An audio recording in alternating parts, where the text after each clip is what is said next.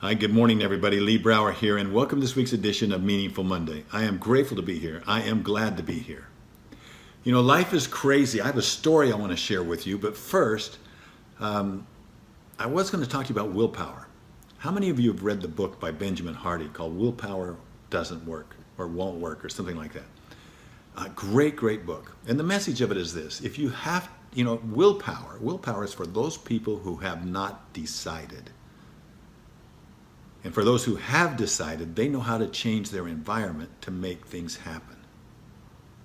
And I learned a lot from that book. One small thing I'll just take away, just a very small thing, and we'll talk about it in the future. We're going to talk more about achievement, influence, gratitude, how we can achieve more with less, faster, better. But one of the things that I've done that I learned out of that book that helped me immediately is change your environment, change the setting periodically. So when you go into those intense periods of study, you're not interrupted, you're not distracted by triggers that triggered you off into other areas previously. So what I'm doing now is I'm blocking off times where I go to the library. I actually go to the public library and I have a great corner there that I go to that's quiet. Nobody can bother me, nobody interrupt me, I can't take calls, and I can zero in and focus. I control my environment. And so rather than focusing on my willpower, changing me, I change the environment. Great book by Benjamin Hardy, Willpower Doesn't Work. Get it. Now let me tell you this story. A little over a week ago, I went out and trained for 10 hours preparing for the rim to rim to rim charitable, wacky hike that we're going to be doing in on the 24th and 25th of this month.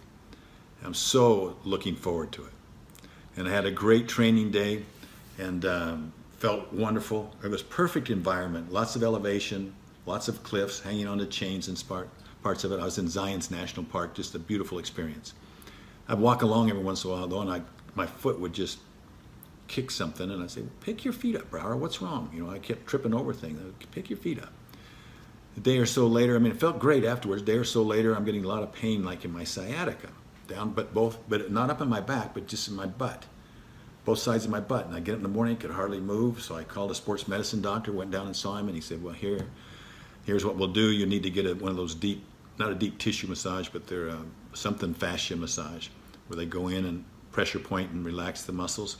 And he says, do that, and if that doesn't work, take these steroids. And that was like on last Wednesday.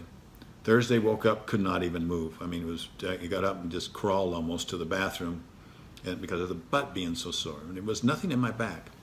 And so then as I started to get dressed, I couldn't lift up my left foot. I'm sitting down on a stool because I couldn't stand up. Normally I stand up, and I'm sitting on a stool. And you know how your feet, you lift up and slip your sock on, and then this one I look at it and I concentrate, send messages down to it, and it just stays still. It doesn't move anywhere. I'm like, what? And all I could do is laugh, really. I've just laughed all the way through this whole experience. So that was on Thursday, and so by Friday night, Thursday night, it was getting pretty bad, and so Friday morning, I tried to get in to see the sports medicine doctor again, and it was his day off. But I did have a call with Dr. Jeff Gladden, who is my partner in health. He's out of Dallas, and I don't know what I'd do without him. He's just very proactive, very thoughtful, very intelligent doctor that doesn't get caught up in the ways of doctor and will spend the time with you. And he's a longevity specialist. And so we were talking because he's going to be on the Grand Canyon hike with us. But then I started telling him about what was going on, and I told him about my foot. And he says, oh, you got drop foot. And I said, drop foot? He says, yeah, Lee, you hang up, you go straight to the ER. I'm like, what? Hang up, go straight to the ER. So I did. I got to the ER. The doctor took a look at it, said, okay, we need to do an MRI. Did an MRI, came back, and he said, oh, this is the real deal. He says, you're like a Ferrari on the outside, and you're rusted rotten on the inside. And I'm like, oh, that's great. And so anyway, down the spine, there's a bunch of challenges. And so he called the neurologist up, said, this guy's for real, you need to come in here. And because of the drop foot, they wanted to do surgery immediately. So they couldn't get it done Friday night, so they did it Saturday morning. So just yesterday morning, this is Sunday night now, late that I'm doing this, they came in and fixed it. Well, that's, things change like this. They just changed like this. And so Lori really complimented me. She said, I'm so proud of the way that you've handled this. You haven't been bitter. You haven't been upset.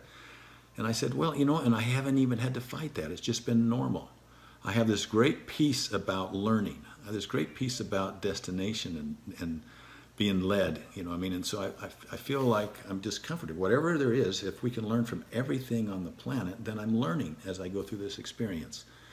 And so what an opportunity to learn. Now they did the surgery.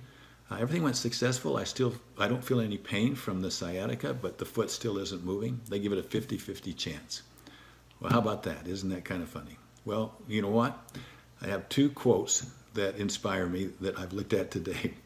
One of them really is inspirational. It says, being challenged in life is inevitable. Being defeated is optional.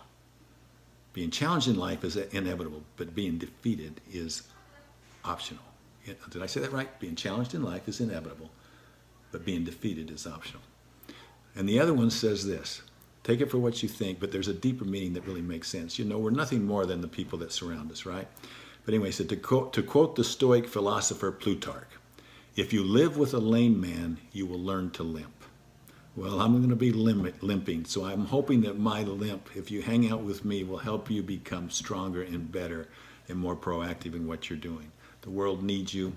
The world needs us to be challenged by our difficulties so that we can grow. Have a wonderful week. I look forward to catching up with you next week. Bye-bye.